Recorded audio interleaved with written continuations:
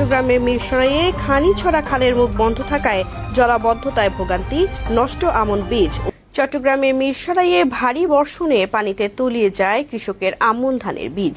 জলাবদ্ধতা নিরসনে দ্রুত খাল সংস্কারের পাশাপাশি সরকারি সহায়তার দাবি স্থানীয় কৃষকদের। উপজেলা কৃষক দলের উদ্যোগে আন্তঃছড়া খাল পরিষ্কার করা হলেও খানিছড়া খালের মুখ এখনো বন্ধ। ফলে একটু বৃষ্টি হলে জলাবদ্ধতা সৃষ্টি হয়। মিরসরাই ও সীতাকুণ্ড সংবাদদাতা অজয় কুমার দাসের পাঠানো তথ্যচিত্রে ডেস্ক রিপোর্ট।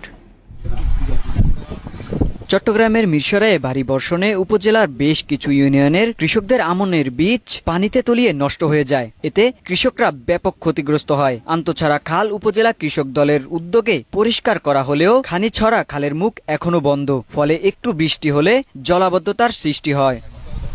গোবনিয়া খাল থেকে খানিছড়া খাল ও আন্তঃছড়া খাল সংস্কার এবং দুটি কালভার্ট নির্মাণ করা হলে জলাবদ্ধতা নিরসনের পাশাপাশি কৃষকদের ফসল ও গরু ছাগল যাতায়াত করতে সুবিধা হবে বলে জানিয়েছেন স্থানীয়রা। এখন বৃষ্টির কারণে আমাদের এই ধানগুলা নষ্ট হয়ে গেছে।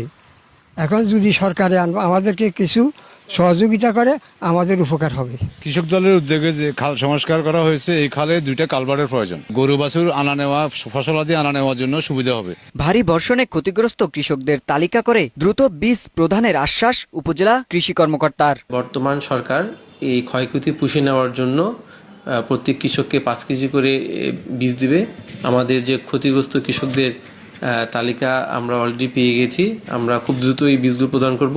খালগুলো সংস্কার করার পাশাপাশি দুটি কালভার্ট নির্মাণের বিষয়ে দ্রুত উদ্যোগ গ্রহণ করার কথা জানান সংসদ সদস্য নুরুল আমিন। খাল খননের পাশাপাশি দুইটি কালভার্টের দাবি দিয়েছেন।